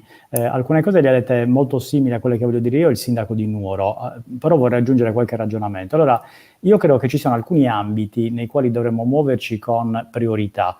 Tutti parlano di sanità ed è giusto parlare di sanità, va benissimo. Mi pare che pochi parlino di ambito sociale, che io invece reputo sia molto molto importante. Guardate che la sanità è importante e ce ne siamo accorti in questo periodo di pandemia, però secondo vari studi, per esempio dell'OMS, la sanità è in grado di risolvere circa un 15-20% dei problemi che noi abbiamo in riferimento al nostro benessere, ma l'ambito sociale invece è un ambito che troppo spesso è stato trascurato. Si è parlato dell'ambito dell'istruzione e chiaramente non posso che essere d'accordissimo. Vari interventi che mi hanno preceduto hanno evidenziato la necessità di lavorare sull'istruzione. Considerate che a livello nazionale c'è un disegno neanche troppo nascosto di spostamento di risorse, soprattutto all'università, dal sud al nord. Ora, questo non voglio essere la solita lamentazione di chi sta in aree depresse, per cui non vuole rimboccarsi le maniche e si lamenta. In realtà i dati parlano molto chiaro. se noi andiamo a vedere la distribuzione di quelli che all'università chiamiamo i punti organico, cioè la possibilità di assumere, vediamo che c'è uno spostamento progressivo, quasi irreversibile, appunto dagli Atenei del Sud Italia agli Atenei del Nord Italia. Quindi credo che da questo punto di vista sia fondamentale. Altri ambiti che io reputo fondamentali sono quello dei trasporti. Due temi che in realtà sono emersi poco fino ad oggi sono il tema della digitalizzazione. Credo che sia un'occasione importante questa per ridurre una serie di divari.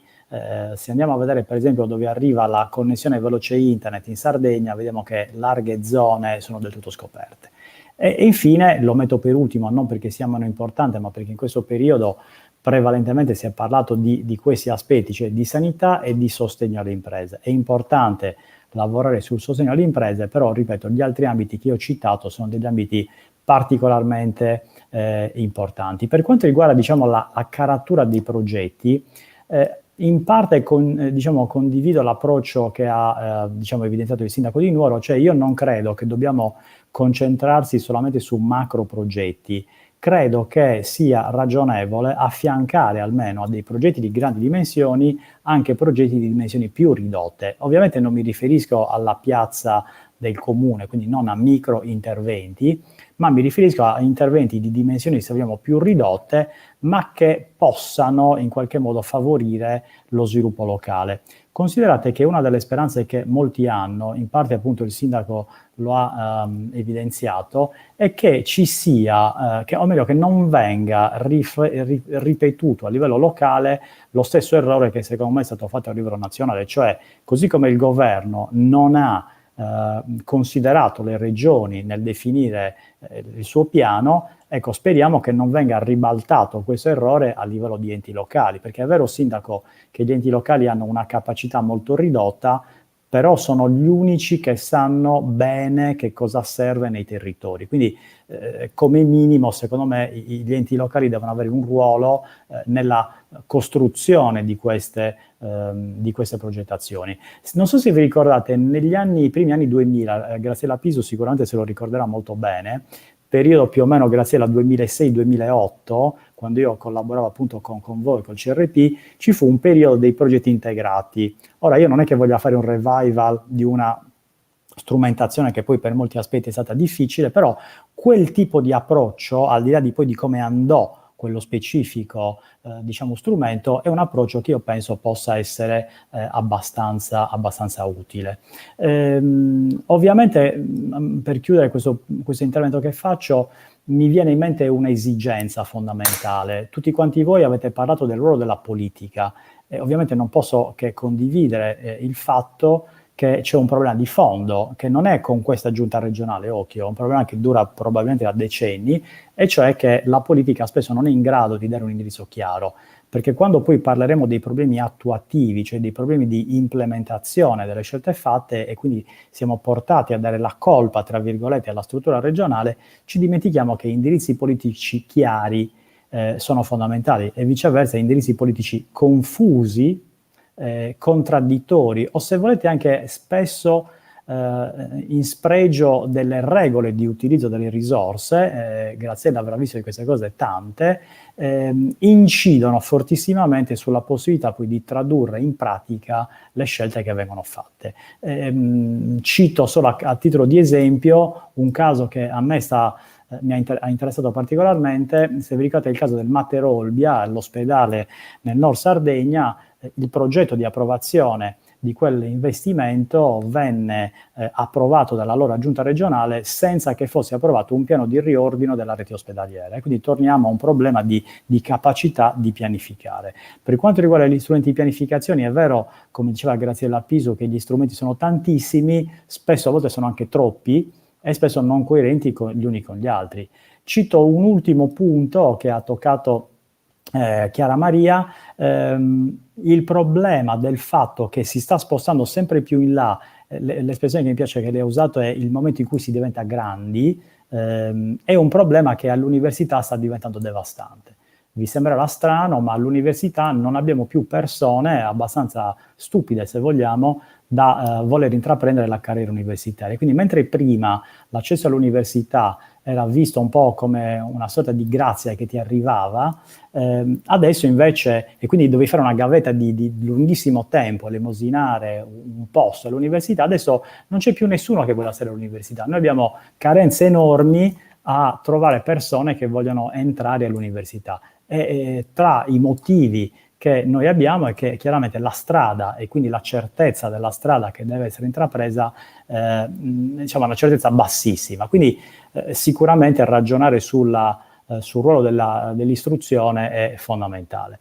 Diciamo, l'ultimo punto è questo: quando programmiamo, in realtà mi sono accorto che ho citato 3 ultimi punti, ma questo è veramente l'ultimo, quando programmiamo dobbiamo stare attenti alla gestione delle opere che realizziamo a regime.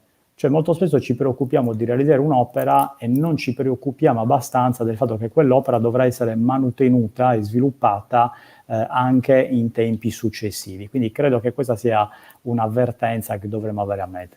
Mi fermerei qui e spero, Franco, di aver rispettato i tempi, anzi forse ho risparmiato anche qualche secondo.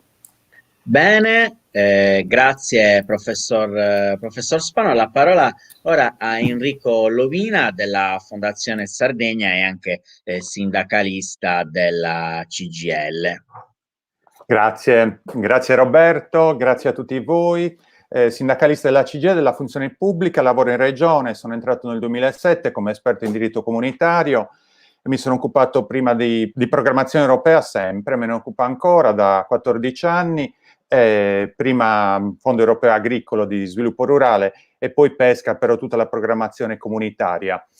Faccio un solo intervento, poi Chiara Maria ha detto che doveva terminare la sua relazione, per cui spero di lasciare spazio anche a lei. Qualche messaggio in qualche minuto. Primo messaggio di tipo analitico. È vero, come ha detto Andrea Soddu, che vi sono tante risorse sui mercati finanziari. Qualche giorno fa il governo Draghi ha emesso dei bond, dei green bond, quindi dei bond verdi, e ha ottenuto dei tassi bassissimi. Bisogna avere la capacità, come è stata la forza, la decisione di prendere a prestito delle risorse, secondo me anche per i prossimi anni. Intorno al Next Generation EU, secondo me c'è una euforia eccessiva. L'ha detto un po' anche Chiara Maria, perché dei 209 miliardi di euro che il Recovery Plan stanzia per l'Italia, 127 sono prestiti che prevedono un risparmio sullo spread fra i tassi di interesse nazionali e quelli europei, e anche con le previsioni pessimistiche che oggi non ci sono, possiamo immaginare di risparmiare circa 4 miliardi all'anno. E in più ha ragione Chiara Maria che per stessa ammissione del governo, precedente governo Conte, adesso vediamo cosa farà Draghi, di quei 209 miliardi si immaginava che una parte importante andassero a progetti già previsti nei documenti di programmazione. E poi c'è la questione degli 82 miliardi di euro di risorse a fondo perduto, perché l'importo netto che arriverà all'Italia, cioè la differenza fra quanto diamo all'Unione Europea e quanto riceviamo, dipende appunto da quanto diamo come Italia al bilancio europeo, considerato che oggi non c'è un accordo per stabilire importanti imposte europee, e insomma il bilancio netto di circa 42 miliardi a favore dell'Italia, e quindi stiamo parlando di circa 7 miliardi all'anno. Per cui non pensiamo che il Next, per cui io non concordo col titolo dell'iniziativa di oggi. Concordo invece, e l'hanno detto in molti, sul fatto che se si va a vedere la storia della programmazione sarda, dal 2000 a oggi, diciamo dal primo POR, questi acronimi terribili che si usano in Regione Sardegna, il piano operativo regionale, dobbiamo dire che il problema non sono i soldi. Ha fatto qualche anno fa un bel libro Antonio Sasso proprio di valutazione, sulla valutazione delle risorse spese dei fondi strutturali, ma non solo dei fondi strutturali spesi negli ultimi 20 anni. Il problema non sono i soldi, ma come spenderli e dove spenderli. e neanche tanto riuscire a spenderli, perché poi tra una cosa e l'altra, con qualche sotterfugio, si riesce a rendicontare, insomma, a spendere i soldi. È vero che siamo in ritardo in maniera enorme, per esempio sull'FSC, che è un altro acronimo, che è il Fondo Sviluppo e Coesione, allocato presso la Presidenza, non presso il CRP. Stiamo parlando complessivamente, per quello che so io, di circa 6 miliardi di euro che dovevano essere spesi e non abbiamo speso. Però il problema è come spendere i soldi, cioè dove li vogliamo spendere. Io sono convinto che se la Sardegna avesse una quantità di risorse illimitate, li spenderebbe probabilmente in vecchi progetti e clientelismi, vecchi progetti magari anche sbagliati, e in clientelismi, perché quello è un blocco sociale che rende anche dal punto di vista elettorale. Per cui ha ragione Chiara Maria, che non rendendo dal punto di vista elettorale della costruzione di un blocco sociale, investire sulle giovani generazioni si è investito poco in questi decenni, e i risultati sono quelli di un declino demografico terribile per la Sardegna, nelle previsioni che riguardano il XXI secolo, quindi la mia generazione, la generazione di Chiara Maria, e la generazione che verrà dopo ancora, la generazione di mia figlia, che è nata nel 2020 e che nel 2100 avrà 80 anni, probabilmente sarà una nonna. Questo quindi è il tema, anche se parliamo del piano nazionale di resilienza. Io sono convinto che quindi il compito nostro, dei corpi intermedi, dell'opinione pubblica, sia discutere della Sardegna del XXI secolo, cosa vogliamo per la Sardegna del XXI secolo. Riguardo allo specifico del del Recovery Fund, del PNRR, concordo con l'impostazione di Andrea Soddu, del sindaco di Nuoro, del presidente del Consiglio delle Autonomie Locali, e cioè che un intervento per il XXI secolo sia quello di puntare sul ferro. Nel 2008 io vivevo a Pechino, per andare da Pechino a Tianjin, 140 km, ci impiegavo 35 minuti. Oggi Pechino si sta preparando alle Olimpiadi invernali del 2022, mi pare, o del 2024. La sede sciistica in cui si faranno le Olimpiadi invernali è lontana 286 km e stanno costruendo una linea ferroviaria che ci impiegherà 40 minuti per arrivare.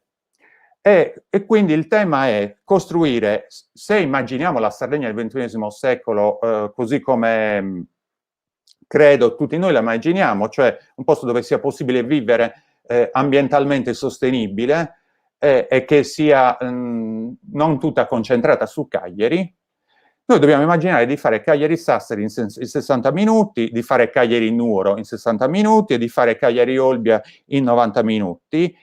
Insieme a questo immaginare l'elettrificazione dell'isola, e quindi non è pensabile, come si sta tentando di fare Saras e Eni, che si utilizzi il PNRR per produrre petrolio utilizzando l'idrogeno, e quindi una riconversione energetica che sia per l'elettrificazione, e poi puntare sulla dispersione scolastica, quindi sui saperi, e qua a mio parere un ruolo strategico per il XX secolo, riprendendo emendando un ragionamento sbagliato del XX secolo, deve essere quello rispetto alla dispersione scolastica, al tema della scuola sarda, come dire, e anche un po' della lingua, però di come sviluppare un sistema dei saperi in Sardegna. E ha ragione professor Spano che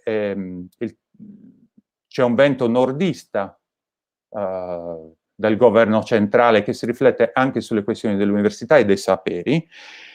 E l'altra grande priorità è la sanità territoriale.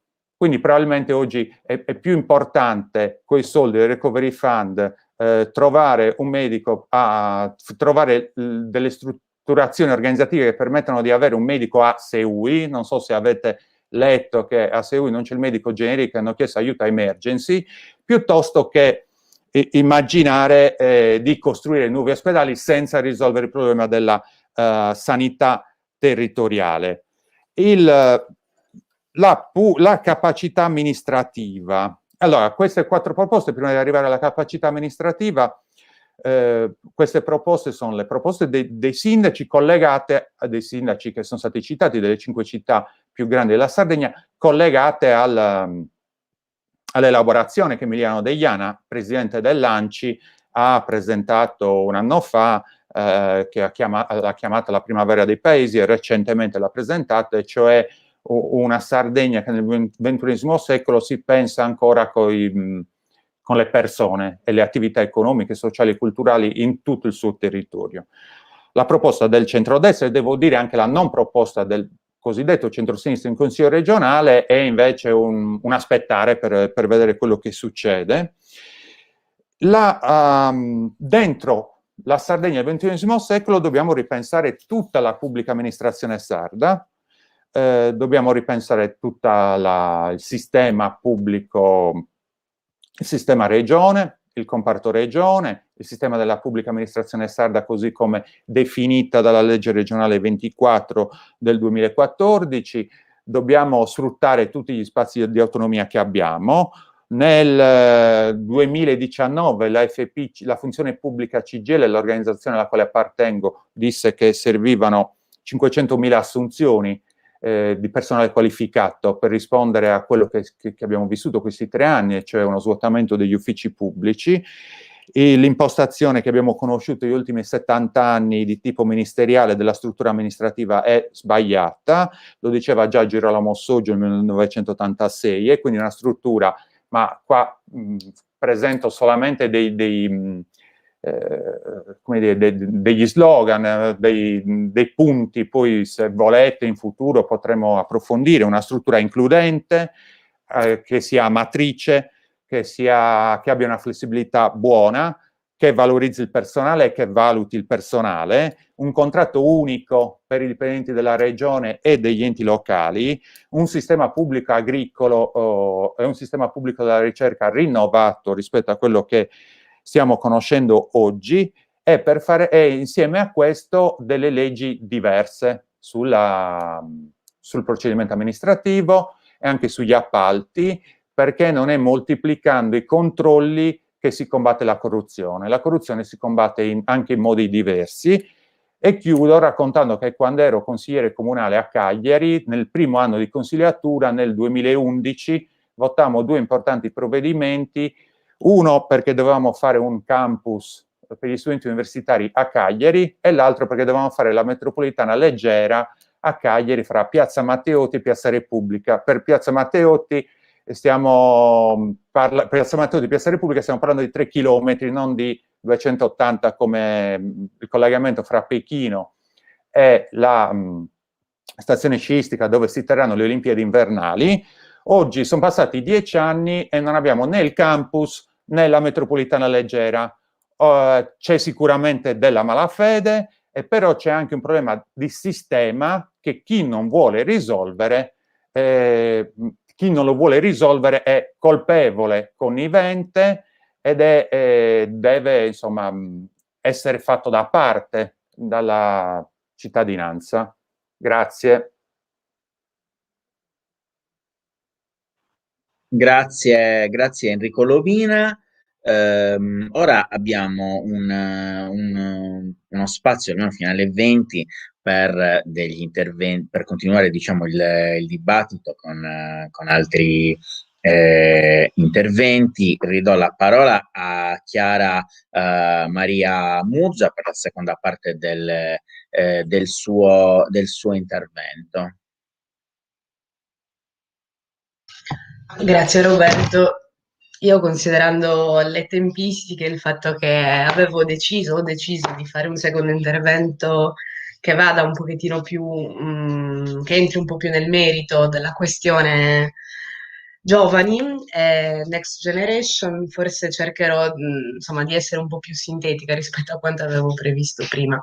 Se è possibile avere le slide, magari riuscite a seguirmi meglio. e sono tutti numeri e dati. Bene.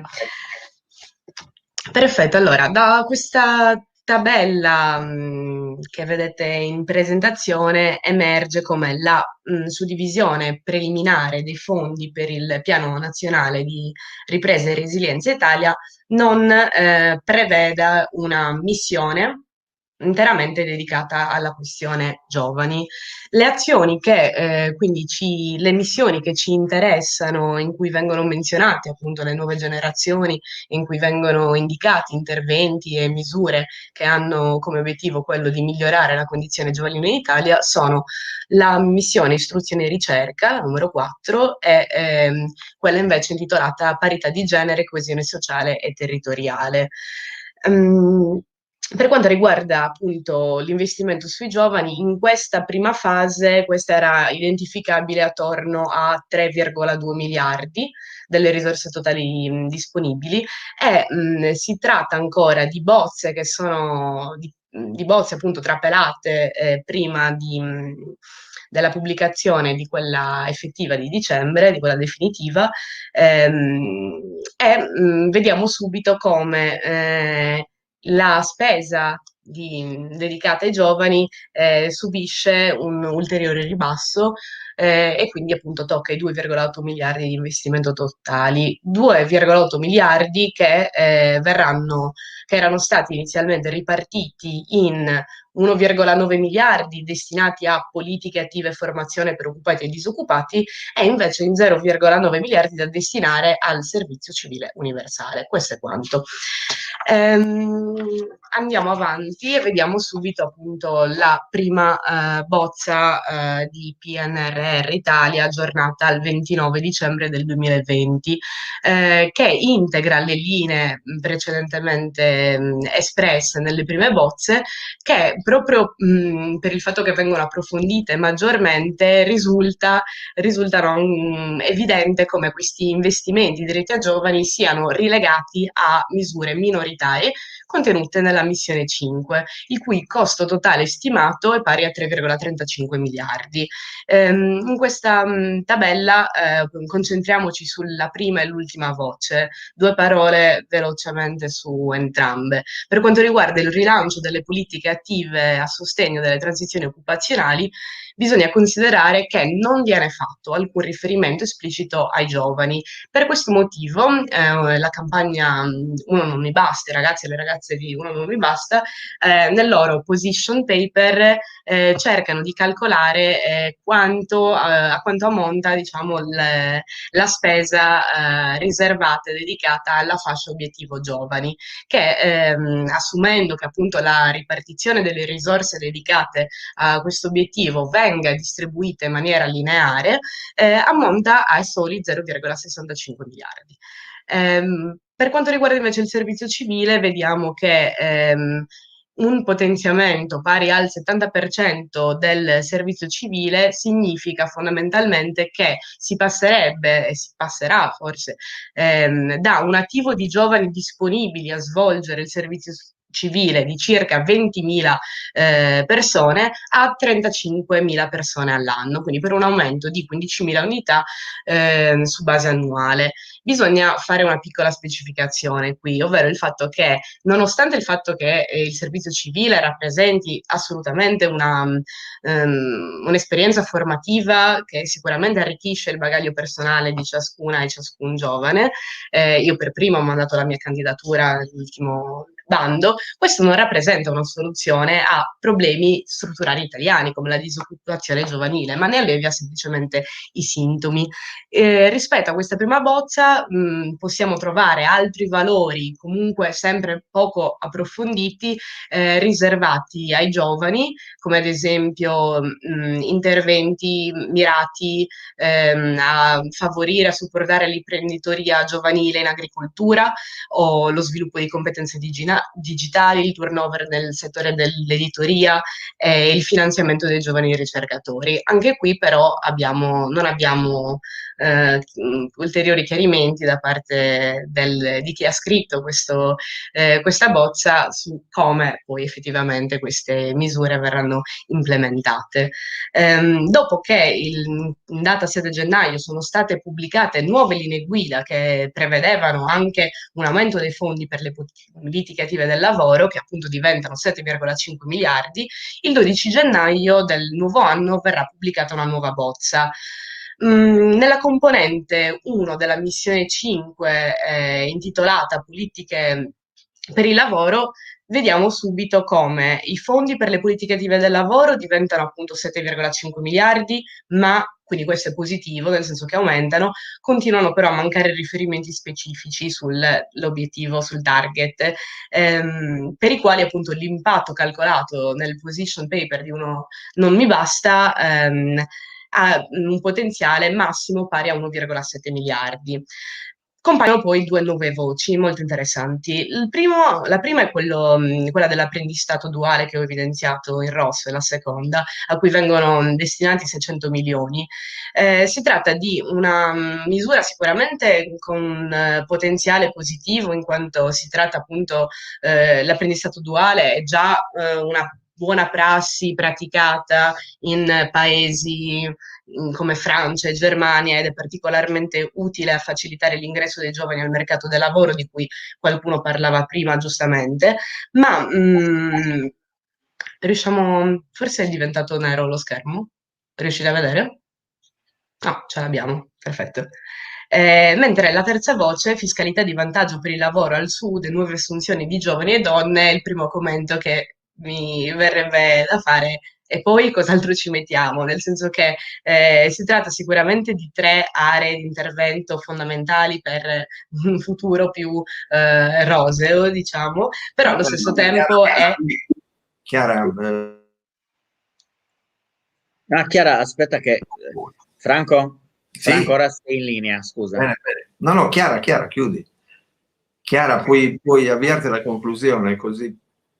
Bene, allora facciamo una conclusione molto più rapida. Fondamentalmente il succo del discorso è che la prima e la seconda bozza continuano a non specificare target, obiettivi, che tipo di azioni verranno intraprese per quanto riguarda la valutazione di impatto e il monitoraggio di queste iniziative, fino ad arrivare, diciamo, ad una sorta di svolta, ovvero il fatto che il 22 gennaio la Commissione europea pubblica nuove linee guida che gli Stati membri dovranno seguire per accedere ai fondi, in cui le politiche per le nuove generazioni da obiettivo trasversale diventano priorità assoluta del Next Generation. Questa è un'ottima notizia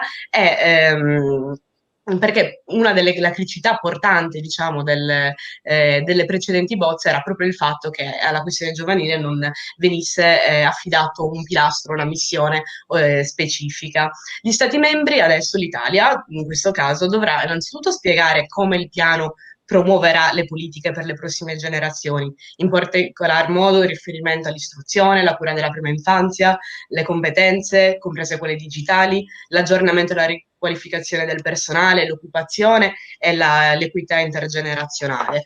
Quindi si cercherà e si auspica che si cercherà di concentrarsi sul come piuttosto che sul quantum.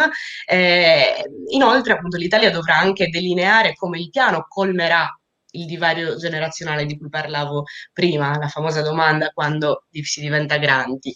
Un'altra parte, un altro aspetto importante, qua andiamo secondo me oltre proprio le ultime slide, dato che non abbiamo troppo tempo. No, Eccoci. Sì, perfetto. Chiara.